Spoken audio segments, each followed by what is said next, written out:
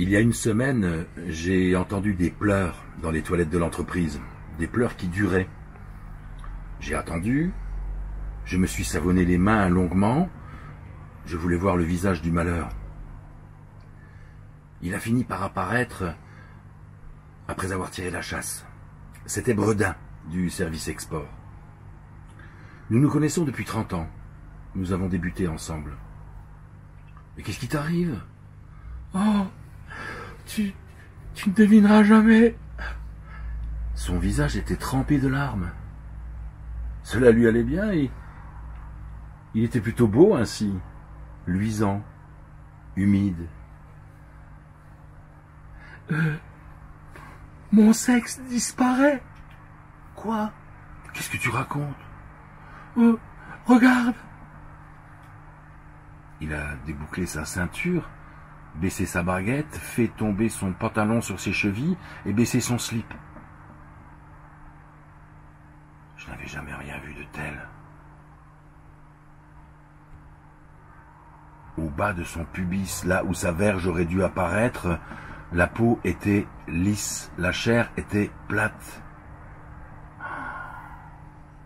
Seules les bourses étaient présentes, grosses de 2 testicules recouverts d'une peau fripée et brunâtre, totalement épilée.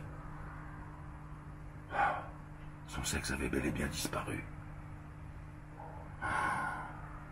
Mais ça a commencé quand? Oh, je ne sais pas, je ne regarde jamais, tu sais. Ouais, ah. Et c'est douloureux? Non, pas du tout. Et pour uriner, comment fais-tu? Ouais, je n'urine plus.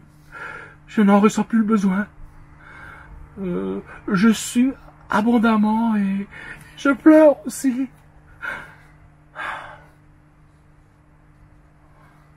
Que dire? Je n'ai rien dit.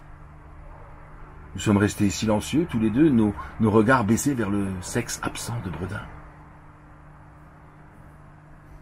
Il a soupiré, remonté son slip, son pantalon, sa braguette, bouclé sa ceinture, et il est sorti.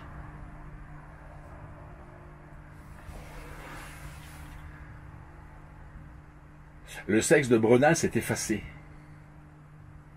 Ah? Nous étions au lit, ma femme et moi.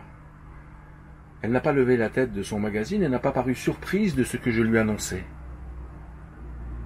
Tu n'es pas étonné? Non, ce sont des choses qui arrivent. Ah. Je ne le savais pas. Oh, tu ne lis jamais la presse? Oui, je ne lis jamais la presse, c'est vrai. Comment dire? La presse m'oppresse. Et pourquoi les sexes disparaissent? Alors ça, je ne sais pas, la presse ne l'explique pas, elle le constate, c'est tout. Bon. Avant d'éteindre la lumière, j'ai soulevé le drap et le bas de mon pyjama. Mon sexe était toujours là. 3 jours plus tard, Bredin m'a supplié de l'accompagner jusqu'aux toilettes. Oh non, impossible, vieux. J'ai la réunion des chefs de service. Oh, 2 minutes seulement, s'il te plaît. Son visage était à nouveau trempé de larmes. Oui, bon. Allez, 2 minutes alors, hein. Regarde. Nous étions dans les toilettes. Il avait baissé pantalon et slip. Plus rien. Les bourses, elles aussi, avaient disparu. L'entrejambe de Bredin était totalement lisse. Et ton anus? L'anus n'est pas touché. Ah, tant mieux. Oui. Oui, il te reste au moins ça. Mais je ne vois pas le rapport. Oui, c'est vrai, vieux. Excuse-moi, je suis maladroit, mais je ne sais pas quoi te dire. C'était juste pour te consoler. J'ai posé la main sur son épaule. Bredin n'a plus de testicules. Hein? Nous étions au lit. Ma femme lisait toujours son magazine. Tu ne trouves pas ça incroyable?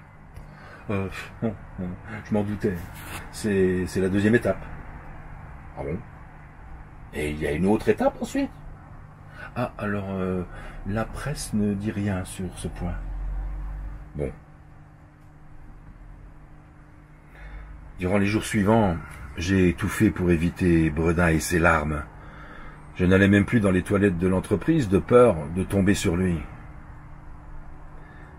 3 semaines plus tard, tandis que je me rendais à une réunion prospective, dans mon dos, une voix heureuse m'a interpellé. Bredin. Ah, Bredin, tu vas mieux? Oui, formidablement. Ah, ton sexe est réapparu? Oh, pas du tout. Ah, alors c'est ma femme. Ta femme? Oui, son vagin s'est refermé. Non. Si, tout est lisse aussi chez elle.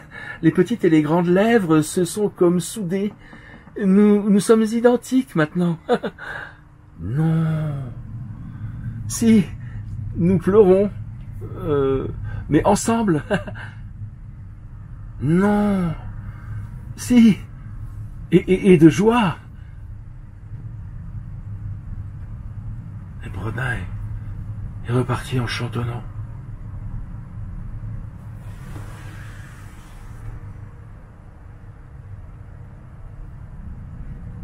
J'ai tenté de m'imaginer ma femme sans sexe. Ça ne m'a pas effrayé, elle ne s'en sert que très rarement avec moi.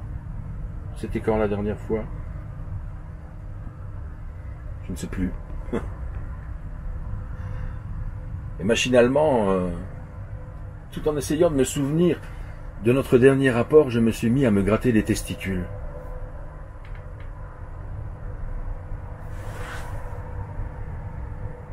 Je n'ai rencontré que du vide.